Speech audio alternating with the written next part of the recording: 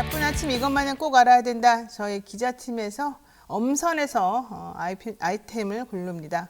듣기만 해도 이해가 쏙쏙 되는 뉴스픽 전해드리는 그런 시간인데요. 오늘은 한동인 뉴스마트 기자와 함께하겠습니다. 어서 오십시오. 안녕하세요. 네, 대통령실이 지난 3년 동안 비영리 민간단체 지급했던 국고보조금 1조 1천억 잘 쓰여졌나 확인하겠다고 하더니 결국에는 시민사회단체, 이 비영리 민간단체가 해외여행도 가는 등 함부로 쓰더라. 네. 이 얘기입니다. 네. 네, 그래서 어제 대통령실에서 지난 2020년부터 2022년까지 3년간 국고 보조금을 받은 민간단체 12,000여 개를 대상으로 한 감사 결과를 발표를 했는데 공개한 자료를 보면은 일단 총 규모는 6조 8천억 원입니다. 근데 그 중에서 1조 1천억 규모 사업에 대해서 확인이 됐고 그 중에서 부정 사용 금액이 314억 원에 이른다는 내용이고요. 정부는 이제 회계 투명성 강화를 내세워서 국무조정실을 중심으로 일단 실태 조사를 해왔는데 횡령이라든지 리베이트 수수, 허위 수령, 사적 사용 등이 발견이 됐다. 이제 강력한 조치를 취하겠다 이런 입장을 보이고 있습니다. 그러니까 지난 3년이라 그러면은 문재인 정부 때 2년 그리고 윤 대통령 시절 때 1년 이 정도일 거잖아요. 네, 그렇습니다. 6조가 넘는 돈이 어쨌든 그 보조금으로 지급이 됐는데 그 중에서 314억이라 그러면은 0.5% 정도예요. 네. 근데 사실 이게 뭐 어떤 단체에 돈을 지원했다고 해서 이게 반드시 그냥 그 돈을 신주단지처럼 모셔놓고 저 돈이 있으니까 기쁘다. 무슨 굴비처럼 쳐다볼 것도 아닌데 필요하면 해외여행도 가고 뭐 그런 거 아니에요? 네, 그렇습니다. 1조 1천억 규모 사업 중에서 일단 314억 원의 부정 사용이 확인이 됐는데 뭐 남은 5조 원에 대해서도 좀 확인이 필요한 상황이고 그런데 314원 부정 사용이 확인됐는데 일단 예산 자체를 5천억 이상 줄이겠다 이런 입장을 지금 대통령실에서 보이고 있습니다. 그러니까 이게 말을 해외여행으로 하냐 뭐 연수로 하냐 실제 출장 가서 뭔가 공부해 갖고 오는 거냐 이것 따라서 또 항목도 달라지겠지만 지금 여기서는 돈을 덜 주기 위해서 이런 얘기를 먼저 조금 흘리는 거 아니냐 이런 얘기도 좀 사실은 제가 물어보니까 나오더라고요. 네, 그리고 뭐 문재인 정부 겨냥해서도 뭐 지난 정부에서 민간단체 보조금이 2조 원 가까이 급증을 했다. 이번에 적발된 사업과 관련해서 최근 과도하게 증가한 사업이나 편성된 사업 등에 대해서 구조조정을 하겠다 이런 입장입니다. 아휴, 민간단체들 힘들어지겠네요. 비영리 민간단체라고 하면은 현실적으로 수입이 없는 곳인 거잖아요. 그러니까 수익 활동이 없는 곳인데 이런 곳이 유지되려면은 이런 나라에서 주는 보조금 같은 게 사실은 상당히 필수적일 텐데 요거를 계속 안 주겠다. 자꾸 이렇게 나오는 이유가 뭡니까? 민간단체가 마음에 안 들어요? 네, 예를 들었던 것 중에 하나가 일단 사례를 이제 공개를 했는데 뭐 통일 분야 관련해서 통일운동단체에서 대선 후보에게 보내는 사업 협약, 뭐 윤석열 정권 취임 100일 국정난맥 진단과 처방 이런 정치적인 강의를 하면서 정권 퇴진 운동을 했다. 뭐 이런 것을 사유로 들기도 했고요. 뭐 일단 시민단체가 보조금을 부정 사용하는 것은 일단 잘못됐기 때문에 이 부분은 시정이 돼야 되는 것이 분명하지만 뭐 지역 사회에서라든지 뭐 이제 공직 사회에서 시민단체가 하는 역할이 있기 때문에 5천억 원의 예산 삭감이 이게 시민단체 활동을 위축하는 것으로 이어지면 안 될 것 같습니다. 그러니까 제가 궁금한 건 이제 자기네들이 보기에는 이거 횡령이다 뭐 배임이다 잘못 사용했다고 말을 하는데 실제 그 내용을 들여다보면은 그걸 그렇게 해석할 수 있는 것인지가 저는 좀 의심스럽다는 것이고 이렇게 나오게 되면은 현실적으로 앞으로 민간단체 활동들이 위축될 수밖에 없는 거고 좀 전에 말씀하신 것처럼 뭐 통일 관련 단체에서 어떤 행사를 했는데 뭐 강의료, 강사비 이런 걸 준 게 문제라는 거잖아요. 네, 원고료를 지급 한도의 3배 가까이 지급했다 이렇게 얘기를 하고 근데 있습니다. 만약에 그 지급된 사람이 돈을 지급한 혹은 뭐 강의한 그 사람이 만약에 보수주의적인 성격에서 뭔가 얘기를 했다 그러면은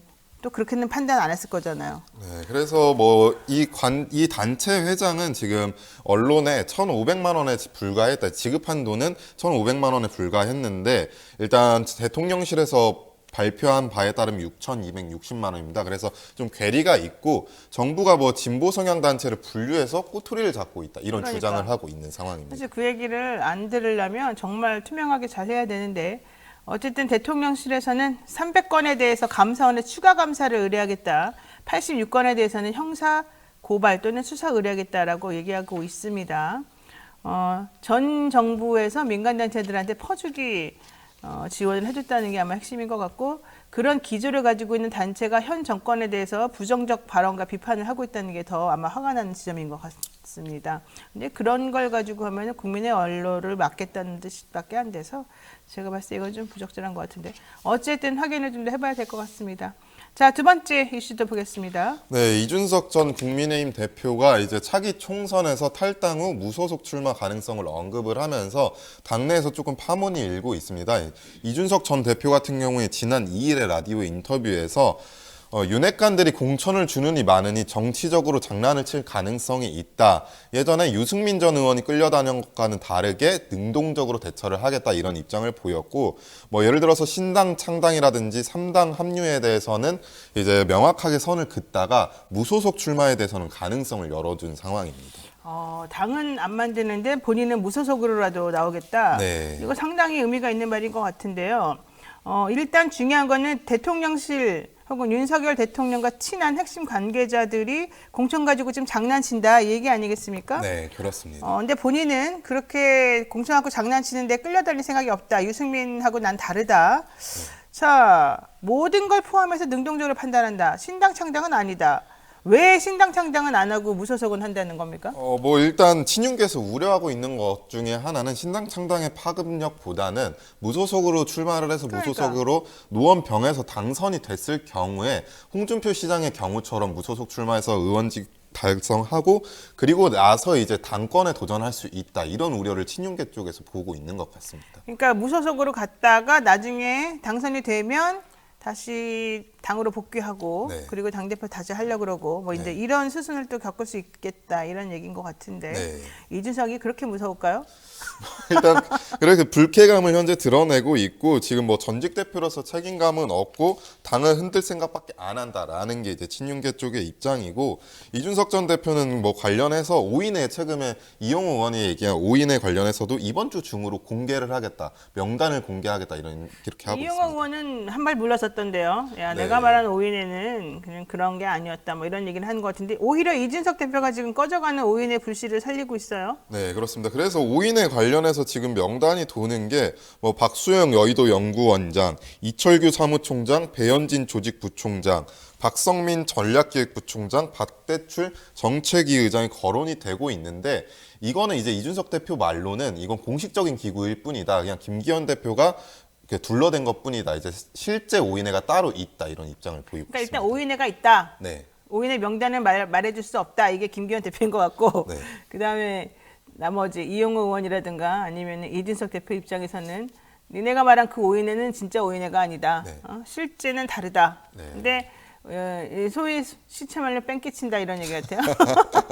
그래서 뭐 사실 5인회가 문제가 되는 게 원래 당의 최고위원들이 의사를 결정을 하는데 최고위원들이 아니라 최고위원들이 허수아비가 되고 5인회가 지금 힘을 쓰고 있다 이런 지적이 나와서 이준석 대표가 이제 공개하는 걸 좀 볼 필요가 있을 것 같습니다. 뭐 여기 보면은 일단 박성민 씨는 맞는 것 같아요. 내가 봤더니. 네. 그 다음에 장제원 없네요. 네, 그렇습니다. 나머지 제가 말 안 하겠습니다. 자, 명단을 들면서 드는 느낌은 실체가 없는 명단이라는 것과 윤핵관 까는 거라면 같이 장구 치는 건 잘하는데 명단을 듣기만 해도 좀 이상하다. 뭐 이런 얘기까지 좀 하고 있습니다. 그렇지만 현실적으로 김기현 대표가 말했던 이 5인에는 사실이 아니므로 내가 제대로 된 인물을 네. 밝히겠다. 정말 밝힐지 여러분이 한번 들어보시고 그들이 어떠한 방식으로 진짜 이 영향력을 행사하는지 궁금해요. 왜냐하면 지금 그 금감원장 같은 경우도 자기 이제 검찰이지만 뭐 대통령이 나가라면 나가겠다 뭐 이런 취지도 좀 밝힌 상황이잖아요. 네. 또 여러 가지 측면에서 지금 공천 관련해서 얘기가 들려오잖아요. 지금 현재는 기싸움하는 타임이거든요. 네. 그때 그런 거에 영향을 미칠 수 있는 실질적인 오인의 이름을 밝힌다. 이러면 상당히 파장이 클 수 있습니다. 한번 제가 이준석 대표의 또 말을 한번 믿어보는 걸로 한번 해봐야 될 것 같습니다. 자, 실체는 따로 있냐? 그렇다. 저는 그렇게 본다. 이준석 대표가 들어오니까 재밌네요.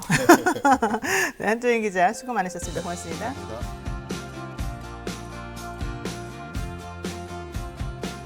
바쁜 아침 이것만은 꼭 알아야 된다. 여러분들께 엄선해서 픽해드리는 뉴스만 전해드리고 있습니다. 듣기만 해도 이해가 쏙쏙 되는 그런 시간인데요. 오늘은 이진하 뉴스토마토 기자와 함께하겠습니다. 안녕하세요. 네, 안녕하세요. 네, 첫 번째 소식이 이럴 줄 알았어요. 진짜 난 놀래가지고 야 너무 끔찍하다. 이런 생각 안 할 수가 없는데 얘기 좀 해주시죠. 네. 오염수 방류 때문에 걱정들이 많으신데요. 지난달 일본 후쿠시마 앞바다에서 잡힌 우럭과 지놀래미에서 기준치의 108배에 달하는 세슘이 검출됐습니다. 이 보도는 일본 언론인 교토통신에서 6일 보도한 내용인데요. 이 매체는 이처럼 높은 수치의 세슘이 검출된 데는 물고기가 잡힌 곳이 원전 근처 방파제였기 때문이라고 말했습니다. 참. 네, 이게 무슨 뜻이에요? 원전 근처 방파제에서 잡힌 게 이렇게 많은 끔찍한 이 세슘이 함유되어 있는 이 우럭, 지노래미 네. 얘네들을 잡았는데 그러면은 좀 바다에서 자기네 그 원전 폭파된 곳에서 조금 멀어지면 괜찮다 이걸까요? 그렇게까지 보지는 않는 것 같고요. 아무래도 일본 그렇지 언론에서도 않아요? 네, 심각하게 보고 있는 것 같습니다. 이런 보도가 나오자 일단 도쿄전력에서는 물고기들이 항만을 빠져나가지 못하도록 그물을 설치한다고 했는데요. 물고기는 그물로 막을 수 있지만 오염된 바닷물은 언제든지 주변으로 퍼져나갈 수 있기 때문에 사실상 하나만한 정책으로 보입니다. 사실 이제 어제 오늘 계속 나온 뉴스 중에 하나가 지금 일본은 바닷물 6천 톤인가를 여기다가 집어 넣어가지고 이곳에 희석시켜서 이 원전수를 그 바닷물과 희석시켜서 내보낼 만반의 준비를 거의 다 끝냈다 이런 얘기가 제가 들었거든요. 네. 자기네들은 IAEA에서 사실 뭐 결과가 특별히 아직 안 나왔는데도 불구하고 우린 다 괜찮다라고 하면서 이런 식으로 방류할 준비를 하고 있는 거잖아요. 근데 기준치의 180배 우럭이 잡혔다? 우럭은 기준치 180배고 무슨 쥐노래미인가 이거는 12배인가가 지금 검출이 됐더라고요. 네. 이게 지금 그냥 넘어갈 일입니까? 나는 이거 무슨 얘네들이 왜 이렇게 뻔뻔하게 나오는지 정말 모르겠는데 일본인들이 이렇게 남의 나라 사람들의 목숨을 가지고 장난질 치고 이러는 게 사실은 상식적으로 말이 됩니까? 그런 나라가 나는 이게 이렇게 따지면 북한보다 더 나쁜 거 아니에요? 네, 그래서 이제 뭐 말씀하신 대로 터널이 이제 앞바다에 배출할 수 있는 그 해저 터널이 어제 기준자로 6천 톤 가량의 바닷물을 채워넣는 작업을 완료했다고 합니다. 그래서 이 매체들은 이제 일단 또 지난주에 국제 원자력 기구인 IAEA 조사단이 진행해온 검증 절차도 완료돼서 조만간 종합 보고서도 나올 예정이기도 합니다. 그래서 이제 일본 매체들은 주변에 한국이나 중국 등 주변 국가의 반대는 물론 후쿠시마 인근 주변을 비롯한 국내의 반발을 일본 정부가 어떻게 관리하느냐가 문제라고 보도하기도 했습니다. 아니 관리가 문제가 아니라 진짜 그게 만약에 나쁜 거면 나쁜 거 그대로 우리들에게 알려줘가지고 문제가 있습니다. 우리는 그만하겠습니다. 이렇게 말하는 게 맞지. 관리라는 게 무슨 뜻이에요? 실제로는 엄청난 양의 이 세슘이라고 하는 게 막 들어있는데 물고기들에 다 먹어가지고 죽어가고 있는데 그거를 예를 들면 국민들에게 괜찮다, 먹어도 된다라고 알려주겠다는 건지 아니면은 그렇게 뭐 120배 아니다, 12배다 이렇게 줄이겠다는 건지 아니면 아예 그 사실을 보도하지 않고 그냥 슬금슬금 하겠다는 건지 뭐예요 도대체가? 우리들은 어떻게 관리한다는 거예요, 그래서? 일단은 이제 후쿠시마 원전 문제도 이제 방류 문제도 있는데요. 세슘도 문제지만 이제 지금 후쿠시마 원전의 원자로 훼손 가능성도 제기되고 있어서 더 문제가 심각한 것으로 보입니다. 일단 도쿄전력은 별 문제 아니라고 하면서 이제 그 발전소 주변의 피폭 설량이 기준점 이하라는 점과 바닥 붕괴 가능성이 낮다고 계속 주장을 하고 있는데요. 일본 원자력 규제청이 재검토하라고 지시하면서 세슘 외에 방사성 물질이 방출될 가능성도 있고 지진 등 피폭 설량이 커질 수 있기 때문이라는 점을 이제 언급했습니다. 그러면서 이제 도쿄전력의 이런 행태 계속해서 괜찮다라는 그런 주장을 일본 원자력 규제청마저 이제 제동을 건 셈입니다. 아니 그러니까 나는 이거는 이제 방식을 바꿔가지고 우리가 자꾸 떠들어봤자 의미도 없으니까 일본 내부에서 먼저 반발해서 더 이상 자기네 나라가 부끄러운 짓을 못하게 역사에 또 다른 죄를 짓지 못하도록 하는 게 맞을 것 같아요. 이건 나는 솔직히 말해가지고 여러분 생각해 보세요. 칼이나 총을 가지고 화약을 가지고 다른 나라를 침략해서 그 사람들의 목숨을 뺏는 거 하고 세균전 아닙니까? 이거 솔직히 말해가지고 이런 식으로 따지면 원자력이 그냥 막 방류해가지고 그 물을 먹으면은 기형이 되게 하고 죽게 만드는 상황이 분명히 인정이 되고 있는데 억지로 괜찮다 모든 사람들이 눈을 속여면서 거짓말하고 그러니까 어저께 일본에서 그 외국 사람이 그랬잖아요. 그렇게 안전하면 왜 니네 나라에다가 안 하고 남의 나라에다가 뿌리려고 그러냐. 대답을 못 하잖아요. 그러고 있는데 120배의 세심을 몸에 담고 있는 우럭? 우리 우럭 얼마나 좋아해요. 이런 거를 지금 놀래미도 얼마나 맛있어요. 얘네들을 지금 일본에서 아무런 생각이 없겠습니까? 자기네들은 괜찮다고 생각합니까? 이게 말이 안 되는 거거든요. 지금 이렇게 하는 것 자체가 나는 또 다른 세계 전쟁이라고 생각해요. 이웃 나라를 정말 말살시키려는 작전입니까? 일본은? 왜 일본 하필 거기 있어가지고 우리나라를 괴롭히는지 모르겠어요. 내가 진짜 힘이 아주 세면 이 일본 섬나라를 저리 밀어버리고 좀 그랬으면 좋겠어요. 솔직히 말해가지고.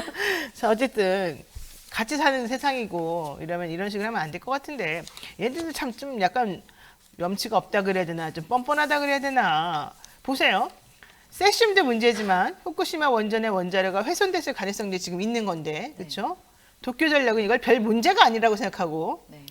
일본 원자력 규제청만 지금 이걸 이상하게 본다. 네, 원래도 같은 논조를 하고 있었지만 여기서도 이제 더 위험하다는 사태가 될까봐 이제 제동을 건 것으로 보입니다. 그러니까 이렇게라도 지금 지네가 좀 정신을 차려야 되는데 우리 대통령은 훨씬 더 세게 나가야 될 타임에서 왜 우리 국민들의 목숨을 담보로 해서 이렇게 하는지 내가 정말 모르겠는데요. 보세요. 3월 도쿄전력이 원자료 안에 로봇을 투입해서 내부 상황을 촬영해 봤더니 원자료 바닥이 훼손됐을 가능성이 지금 드러났고 정화되지 않은 방사성 물질들이 그대로 파손되어서 새어나갈 수 있다. 이 얘기를 이번에 우리 대한민국의 시찰단이 가서 봤습니까? 그 얘기 없잖아요. 네, 아직 이런 얘기 이렇게 중요한 것들을 시찰단이 가서 보지도 못하고 괜히 왔다 갔다 관광한 거죠. 그 사람들은. 그럼에도 불구하고 어쨌든 지내 올해 3월 도쿄전력이 내부 촬영한 거 봤더니 이게 끔찍하더라. 이게 우리한테 주는 정보 따로, 지네가 감추고 있는 정보 따로. 그러면서 결국은 우리 먹고 죽어야 되는 그런 상황. 이 뭐 말이 안 되는 거 아니에요. 내가 좀 흥분했습니다. 예, 계속 하세요. 예. 네, 다음 소식을 전해드리겠습니다. 국립묘지법 개정 촉구를 이제 하면서 시민대회가 어제 현충일을 맞아서 국립묘지법 개정을 촉구하고 나섰습니다. 독립운동가를 탄압하고 대한민국 국민을 학살한 반민족 행위자와 군사반란 가담자 등을 국립묘지에서 이장하도록 법을 개정해야 한다는 주장입니다. 저는 그 주장에 엄청 찬성합니다. 예전부터 제가 계속 주장해왔지만 우리 국립묘지를 그렇게 이중 플레이하고 나라를 팔아먹은 사람들까지 같이 안장한다? 그건 오히려 거기에 계신 우리 순국 선열에 대한 모욕입니다. 국립묘지법 개정 지난번에도 계속 얘기가 나왔다가 또 한 차례 좀 줄어들었다가 좀 다시 얘기가 나오는 거죠. 네. 결과적으로 요점은 그겁니다. 친일파들은 다 색출해라. 친일파는 여기에 묻히면 안 된다. 우리는 이 신성한 공간에 친일파들이 여기를 오염시키는 건 참을 수 없다. 그 친일파들이 뭐 어느 정도 다른 방식으로 또 어떤 기여를 했을지 모르지만 그렇다 하더라도 여기에서는 파묘하는 게 맞겠다. 이제 파묘라는 말이 준 어감이 조금 네. 좀 무섭기도 하고 안 좋기 때문에 사실은 사람들이 그런 말 함부로 입에 오르내리기 좀 싫지만 그럼에도 불구하고 저는 이거는 좀 매듭을 지어줬으면 좋겠다고 생각하는데 과연 우리 윤석열 대통령이 그런 걸 할 수 있겠습니까? 안 하겠죠? 네. 여기 이제 참여한 단체들은 민족문제연구소, 대전지역위원회, 대전민중의힘, 홍범도 장군 기념사업 대전 모임 등 10개 단체들인데요.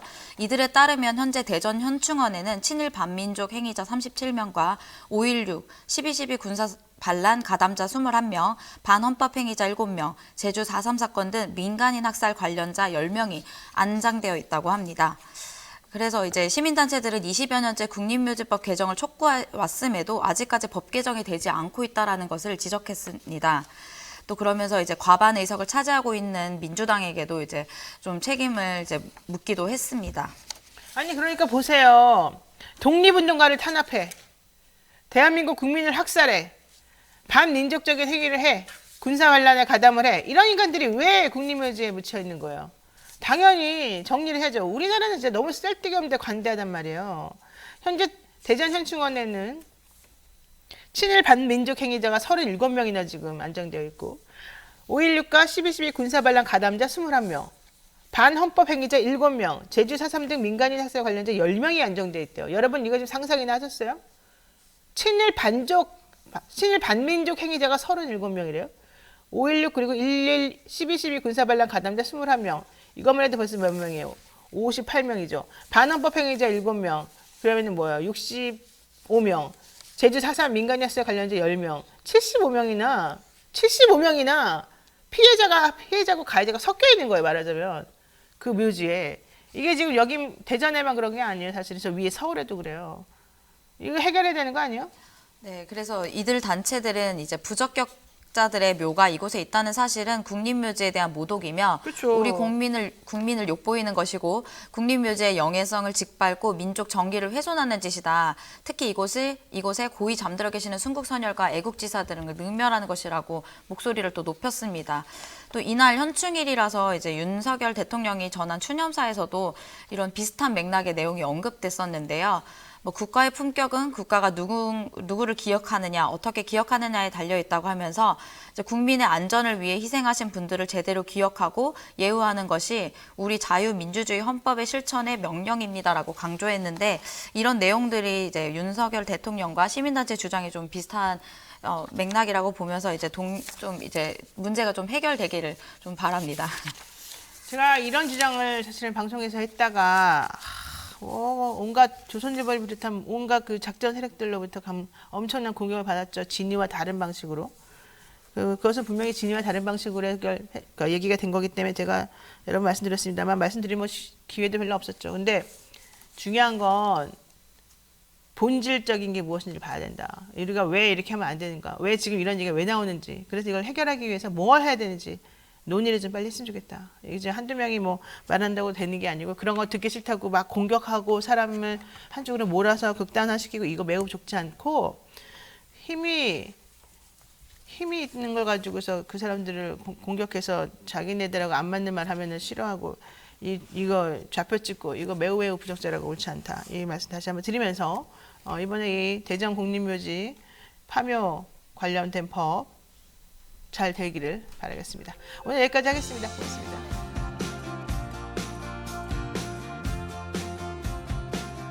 네, 바쁜 아침 이것만은 꼭 알아야 된다. 여러분들께 전해드리려고요. 기자들이 막 머리를 맞대어서 그날의 아이템들을 서로 공유하고 이야기하고 있습니다. 듣기만 해도 이해가 쏙쏙 되는 뉴스백 시간인데요. 오늘은요 이진하 뉴스토마토 기자와 함께 이야기 나누도록 하겠습니다. 이 기자님 어서 오십시오. 네, 안녕하세요. 네. 자, 결국에는 이 노조하고 정부하고 실력 싸움에 들어갔습니다. 원래는 민노총하고 보통 정부하고 싸우는 그런 방식이었는데 한국노총하고 이번에는 또 아주 적재적 관계가 됐네요. 경사노위에 참여하던 한국노총 7년 5개월 만에 그만두겠다 이런 얘기잖아요. 네. 자, 왜 이렇게 된 겁니까 갑자기? 네, 일단 한국노총이 전면 경제사회노동위원회에 전면 불참하겠다고 밝혔는데요. 고공 농성 중이던 노조 간부를 강경 진압하는 등 윤석열 정부에 계속되는 노조 탄압 때문인 것으로 보입니다. 한국노총이 경사노위에 불참을 선언한 것은 박근혜 정부 이후 7년 5개월 만입니다. 그러니까 한국노총이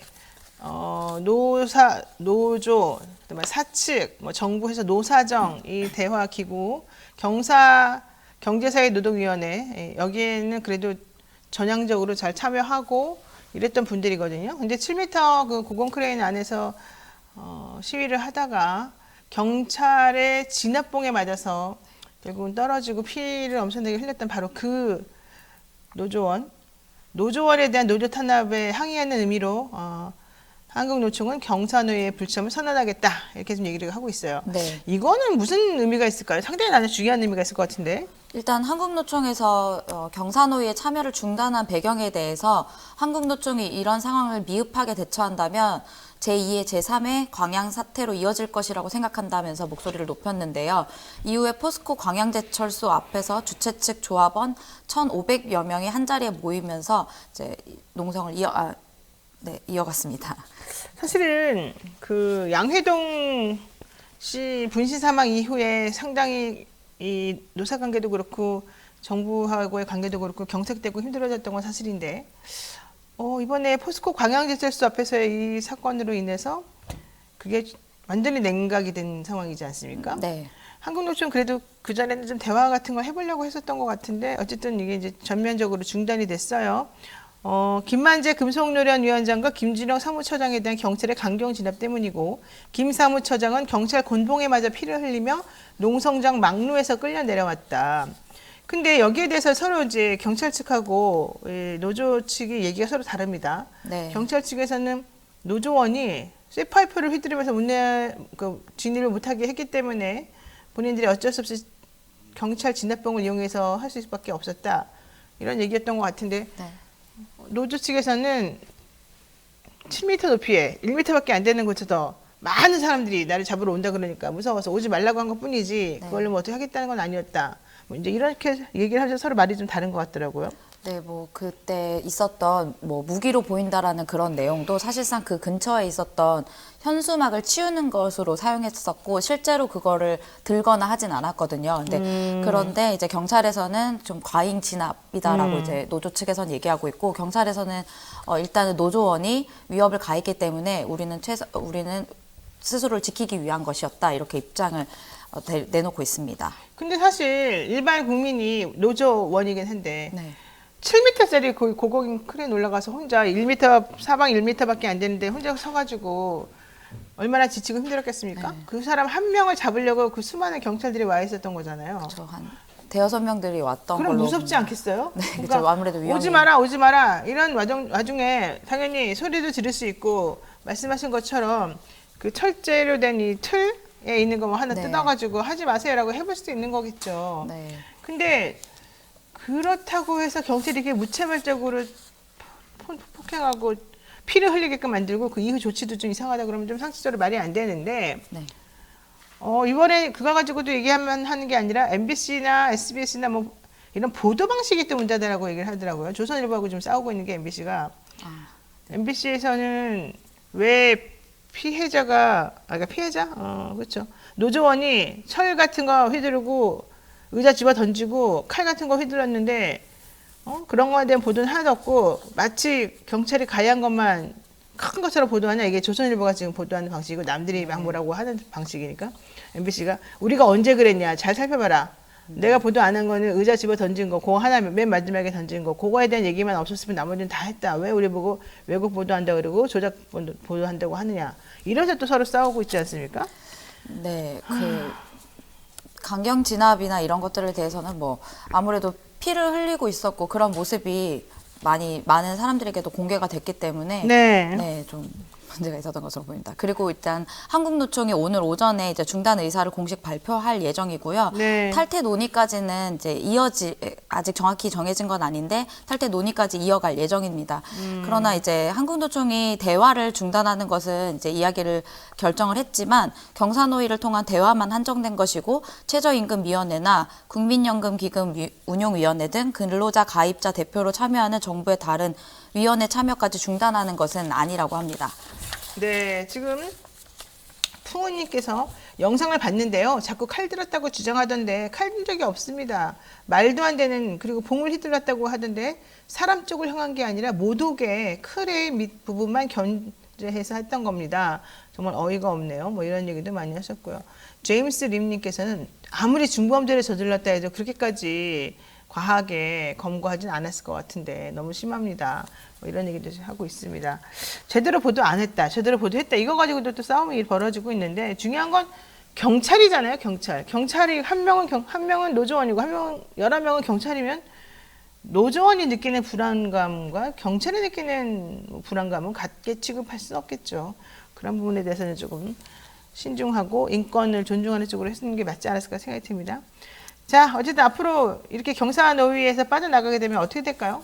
네, 일단 양대 노총 가운데 사회적 대화에 무게를 실어왔던 한국노총이 사회적 대화를 전면 중단 결정하면서 당분간 윤석열 정부가 내건 노동개혁은 정부 혼자 힘만으로 추진하기 좀 어려울 것으로 보입니다. 그렇죠. 네, 일단 고용노동부에서는 정부의 법과 원칙에 따른 정당한 법 집행을 이유로 경사노위에서의 사회적 대화를 중단하는 것은 바람직하지 않다라는 입장을 내놓으면서 갈등의 골이 깊어질 것으로 보입니다. 네, 동현님께서 또 후원금을 보내주시면서 응원을 해주셨습니다. 우리 사이 좀 제발 갈등 더 이상 격화되거나 확대되거나 확산되지 않았으면 좋겠다 이런 생각하고요. 법과 원칙에 따른 정당한 법 집행이라고는 하지만 그게 우리들 입장에서도 과연 그런지 좀 생각해 봐야 될 것 같습니다. 자, 오늘 여기까지 하고 요 얘기는 그 다음 이슈로 넘어가겠습니다. 이태원 참사에 대해서 부실하게 대응했다. 박희영 용산구청장 지난번에 구속이 됐었는데요. 어제 보석으로 풀려났군요. 네, 구속된 지는 이제 한 5개월 정도 만에 이제 보석이 됐는데요. 일단 박희영 구청장은 지난해 10월에 할로윈 대위 이태원 할로윈 축제에 많은 인파가 몰릴 것으로 예상됐는데도 관련 대비를 부실하게 한 것과 참사 발생 이후에도 적절한 조치를 제때 취하지 않거나 이 사실을 숨기기 위해 허위 공문서를 작성한 혐의로 기소됐습니다.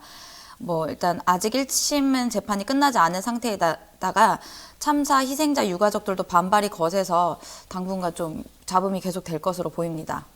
근데 이 사람은 자기가 정말 아주 직접적인 1차 책임자로서 책임에 대한 통감이나 미안함 이런 거 전혀 없는 것 같아요. 나 너무 억울하게 당했다 이런 얘기를 하면서 내가 불면증이 있어요. 공황장애 걸렸어요. 잠도 잘 수가 없어요.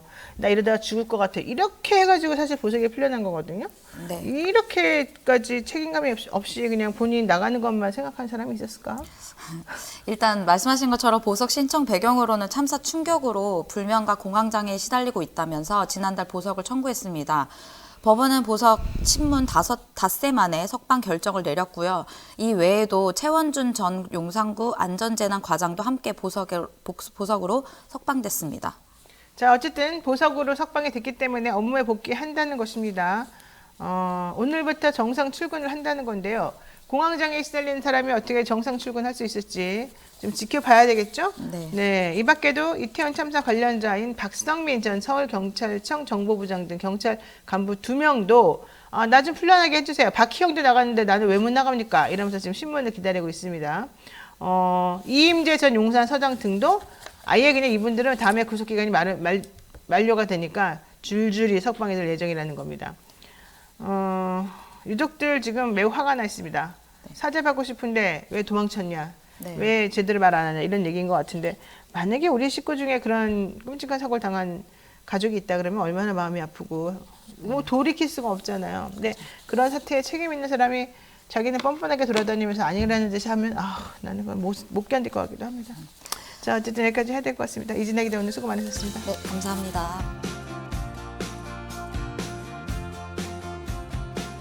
바쁜 아침 오늘 꼭 알아야 될 뉴스들만 엄선해서 정리를 해드리겠습니다. 듣기만 해도 이해가 쏙쏙 되는 뉴스팩 시간인데요.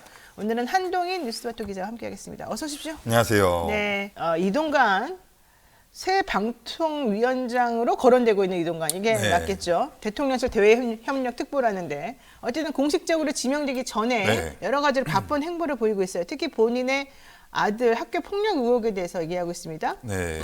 네. 어제 8자리 입장문을 발표를 했는데 지금 8쪽짜리. 사실 네. 방통통신위원장으로 지명이 되기도 전에 지금 아들의 학교 폭력 의혹과 관련해서 해명을 내놨습니다. 그래서 네. 사실관계가 왜곡됐다, 과장됐다 이런 입장을 보이고 있고 아들과 피해자가 졸업 후에도 서로 연락하고 지내는 사이다 이런 입장을 현재 보였는데 뭐 구체적인 내용을 보면 언론에 공개된 피해자 진술서는 정식 진술서가 아니다. 떠도는 소문을 적은 것에 불과하고 사실과 다르다는 증언도 있다. 이렇게 얘기를 하고 있고요. 강제전학 처분에도 불구하고 학폭위를 건너뛴 것, 이 부분에 대한 지적이 나오니까 아들이 즉시 잘못을 인정하고 피해자와 화해를 했다. 단지 시범 케이스로 중징계를 받은 것 같다. 이런 식으로 해명을 하고 있습니다. 완전히 전적으로 지금 다 부인하고 있는 거 아니겠습니까? 네, 그래서 지금 학폭 사실 자체를 없었던 네. 일로 만드는 것 아니냐 이런 지적도 현재 나오고 있습니다. 그러니까 지금 얘기되고 있는 게 그거 같더라고요. 피해자를 300번, 네. 피해자의 머리를 300번 찧었다라고 하는 부분 거짓말이다. 네. 그리고 뭐 손톱을 깎아가지고 침대 위에다가 샥 뿌려놨다. 이것도 거짓말이다. 이런 종류의 가짜뉴스, 왜곡된 뭐 정보 이런 것들을 야당 대표가 지금 나서서 전파하고 있다. 그리고 지금 본인의 아들은 피해자하고도 여전히 잘 지내고 있기 때문에 그런 한간에 떠드는 그런 소문은 사실이 아니다. 이런 주장인데 사실은 그렇지 않습니다. 이게 MBC 뉴스 스트레이트인가요? 네. MBC 스트레이트에서도 사실은 이 사실을 보도한 바가 있었었고요. 네. 그 당시 학교 계시던 젊은 선생님 2명이 이거 심각하니까 학폭위 열어야 됩니다라고 했다가 이동관 씨의 부인이 학교에 찾아와가지고 엄청나게 불이익을 주겠다 뭐 이렇게 얘기했었다는 청문도 있지 않습니까? 네, 그리고 뭐 이동관 특보가 이제 이사장에게 전화를 해서 학폭위를 무마한 것 아니냐 네. 이런 의혹도 현재 나오고 있는데 이 부분에 대해서 단창 확인 차원에서 전화만 했을 뿐이다. 그 이후에는 통화하지 않았다라고 얘기했고 이사장이 이제 교장을 통해서 확인해 주겠다라는 얘기밖에 듣지 않았다라고 얘기를 하고 있는 상황입니다. 그리고 2015년도인가요? 우리 그 교육감이 그때 청문회 나와가지고 이동관 씨 학폭 문제, 아들 학폭 문제에 대해서 확인해보겠다고 해서 그다음에 보고서가 100몇 쪽짜리 보고서가 나온 게 있어요. 네. 거기에도 학폭 사실은 사실인 것으로 나오지 않았나요? 네. 네, 이렇게 달라진 얘기를 하고 있습니다. 자, 계속해서 얘기해 주시죠. 지금 뭐 가해자와 피해자가 화해를 했다는 이 해명, 이 부분에 대해서 지금 민주당에서는 지금 학교 선도위원회가 퇴학 직전에 중징계인 전학을 결정한 것은 그만큼 폭행의 정도가 심했다는 것을 방증하는 것이다. 그리고 폭행 자체는 피해자가 처벌을 원치 않더라도 처벌을 해야 되는 범죄다. 이렇게 얘기를 하고 있습니다. 더 황당한 건 이거 아닙니까? 사실은 지난번에 4년 전인가요? 조국 장관 이제 얘기가 좀 불거졌을 때 한 방송에서 얘기가 나왔습니다. 조국 장관과 그 딸과 관련돼서 자식은 부모의 거울이다. 네. 그러니까 이런 말을 했기 때문에 본인의 자제분은 본인 자식은 그런 행동하지 않았다. 뭐 이렇게 계속 더 주장하려고 하는 것 같긴 한데 이렇게 되면 너무 지나치게 내로남불 내지는 사실 왜곡이 아닌가 생각이 들어요. 네, 그렇습니다. 그리고 지금 이제 이동관 특보가 해명을 하는 과정에서 아들 문제에 대해서 이제 성공적인 삶을 일구고 있는 아이들에게 불필요한 피해가 가지 않도록 판단했다 이렇게 얘기를 하고 있습니다. 그게 무슨 말이에요? 이 네. 부분에 대해서 지금 민주당에서는 그냥 단순히 기득권을 가진 자가 이제 뻔뻔한 변명을 하고 있다 이렇게 비판을 하고 있고 지금 이 일관된 해명 자체에 대해서도 특권 의식에 배어 있는 해명이다 이렇게 비판하고 있습니다. 네, 참 이 사회 지도층 내지는 이 기득권을 가지신 분들이 자식 문제에 있어서는 사실 뭐 누구나 자식 문제에 대해서는 함부로 말할 수 없겠습니다만은 일단 잘못된 것으로 예전부터 본인이 인정한 부분도 있는 것이 지금 다 이렇게 뒤집어지고 있다는 것도 상당히 의아스러운 부분인 것 같습니다. 그리고 사실 며칠 전부터 이제 이동관 특보 관련해서 아들 네. 학폭 의혹에 대해서 뭐 네. 찌라시 같은 게 좀 돌았었습니다. 아, 그래요? 찌라시 같은 게 계속해서 돌았는데 지금 네. 문제를 삼는 게 상당 교사가 전교조라는 이유로 여기에 대한 왜곡과 과장된 비판을 하고 있는 게 찌라시로 돌고 있는데 네. 지금 이동관 특보도 마찬가지 행동을 보이고 있는 것 같습니다. 자, 2019년 10월 4일 방송된 JTBC 뉴스온 라이브 썰전이라고 하는 프로그램이 있었습니다. 여기에 지금 현재 MBC에서 라디오 진행을 맡고 있는 김종배 씨가 패널로 출연을 했었죠. 이동관 특보하고 서로 이제 주고받은 내용이 있는데 그 당시 무슨 얘기를 했었냐면 조국 장관의 딸 조민 씨의 언론 인터뷰 내용을 주제로 이야기를 나누면서 이동관 특보가 조민 씨를 가리켜서 참 정신력이 좋다. 이 말은 꼭 하고 싶다. 자식은 부모의 거울이다. 자식을 보면 부모로부터 어떻게 교육받았는지 알 수 있다. 이 말만 드리겠다. 이렇게 말했어요. 그러니까 김종배 씨가 아니 왜 인격에 대한 얘기를 하고 인격을 폄하하고 있느냐. 너무 지나치지 않느냐라고 이제 항의를 했어요. 그랬더니 이동관 특보가 당신이 조 씨 부모냐? 그러니까 조민 씨 부모냐? 이렇게 얘기를 하면서 무슨 폄하를 했느냐. 내가 속담을 얘기하는 것이다. 인류는 무슨 나도 자식이 3명이나 있다 이렇게 말하면서 이제 정리가 된 사건이 있었었는데 이것에 대해서 누리꾼들이 참 적반하장입니다. 후한무치합니다. 내로남불을 디폴트로 깔고 가나요? 뭐 이런 얘기도 하고 오히려 정확한 고백입니다. 자식은 부모의 거울이죠. 네, 이런 얘기를 하면서 이동관 씨 지명이 되면 국회에서 이 내용도 꼭 틀어야 될 것 같습니다. 뭐 이런 얘기까지 했다는 거죠.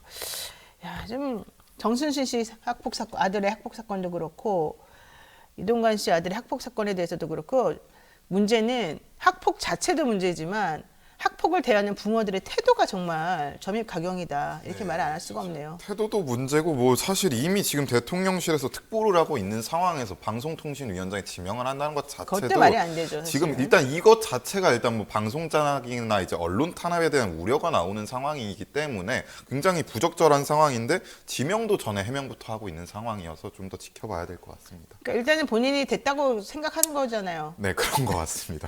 우리가 모르는데 됐나 보죠. 네, 이미 마무리가 된 것 같습니다. 그러니까 내보죠. 근데 이렇게까지 논란이 있는 사람을 이렇게 대통령실에서 밀어붙이고 본인은 마치 그 자리에 이미 올라선 사람인 것처럼 행동하고 뭐 이유가 있는 겁니까? 뭐 윤석열 대통령이 본인이 옳다고 생각하는 건 추진을 하는 스타일인 것 같기 때문에 그냥 이렇게 계속 쭉 이어갈 것 같습니다. 아까 내 말은 그걸 왜 옳다고 생각하냐고요. 그게 옳으냐고요. 그걸 이해할 수 없기 때문에 본인은 잘 모르겠어요. 네, 저는 이해할 수 없습니다. 네, 알겠습니다. 자, 두 번째 이슈도 보겠습니다. 후쿠시마 원전 관련해가지고 넷플릭스에서 원래 더 데이스라고 하는 드라마를 만들어서 배포한다 그랬었잖아요. 네. 근데 우리나라에서 못 보네요, 이것을. 네, 그렇습니다. 왜 그래요? 후쿠시마 예. 원자력 발전소 사고와 수습 과정을 담은 일본 드라마입니다. 그래서 넷플릭스 오리지널 콘텐츠인데 이게 76개국 정도에서 지금 공개가 됐는데 한국 이용자는 지금 볼 수가 없는 상황입니다. 지금 오염수 방류가 이제 코앞으로 다가온 상황에서 국내에서는 왜 못 보는 것이냐 이런 지적이 계속해서 현재 나오고 있습니다. 이게 원래 넷플릭스에서 홍보를 계속 했었습니다. 네. 그러면서 3주 전부터 계속해서 집중적으로 우리들에게 이거 봐라 이렇게 얘기를 했었었는데 갑자기 이게 넷플릭스는요 한 계정을 여러 사람이 쓴다 하더라도 본인이 이제 어디서 쓰느냐에 따라서 이게 제공되는 콘텐츠가 다르더라고요. 네, 그렇습니다.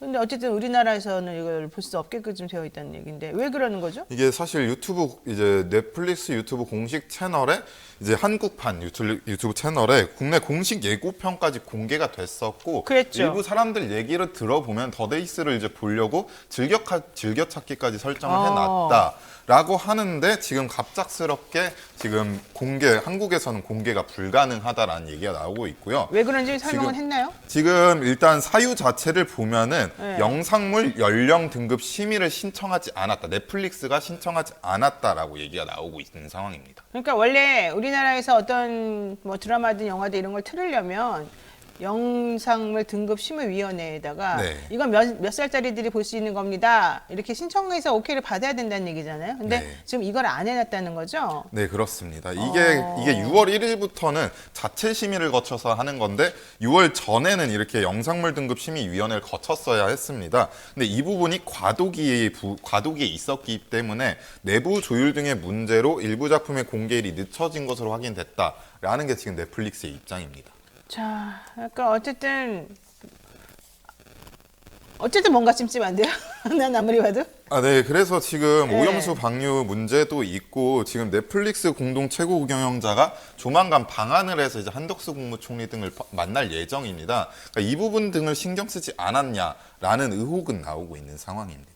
지금 그 넷플릭스에서 원래 3조 정도 네, 3조 뭐 3천억 투자한다. 원, 예. 사실 뭐 그 전부터 경향을 살펴보면 원래는 더 투자할 것으로 보였습니다만 네.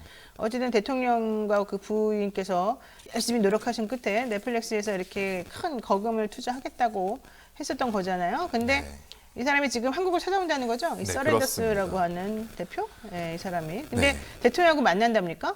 대통령은 이제 일정상 만나지 못하는데 한덕수 국무총리라든지 이제 정부 주요 인사들은 접견할 예정입니다. 자, 넷플릭스한테 기자님들이 좀 물어봐가지고 왜 그러는지 속내를 좀 한번 좀 겉으로 한 공식적인 멘트 말고 속내를 한번 좀 알려주시면 좋겠네요. 네. 지금 후쿠시마 오염수 방류 문제가 이게 정말 그냥 넘어갈 문제가 제가 보기에는 아닌 것 같습니다. 저는 지난번에 그 놀래미 사건도 그렇고 그다음에 우럭 사건도 그렇고 솔직히 너무 무서워요. 이제는 우리 집에서 끓여 먹는 생태탕, 동태탕 이게 물론 어디서 나오는지 잘 모르겠지만 잘 못 먹겠고 네. 이제 이 수산물에 대한 공포심이 사실은 상상을 초월하는 단계에 온 게 아닌가. 이거는 예전에 쇠고기 광우병 사건하고는 완전히 질이 다른 부분인 것 네. 같아서 사실은 상당히 걱정스러운데 그와 관련된 내용에 대한 좀 정보를 체계적으로 줄 것으로 알았던 이 더데이스라고 하는 넷플릭스 드라마 우리나라에서 볼 수 있을지 없을지도 사실 좀 상당히 궁금하고 이게 좀 정치적으로 얘기되는 건지 아닌지 이상하기도 합니다. 오늘까지 여기까지 지금 한동희 기자하고 얘기 나눠야 될 것 같습니다. 오늘 말씀 고맙습니다. 네, 감사합니다.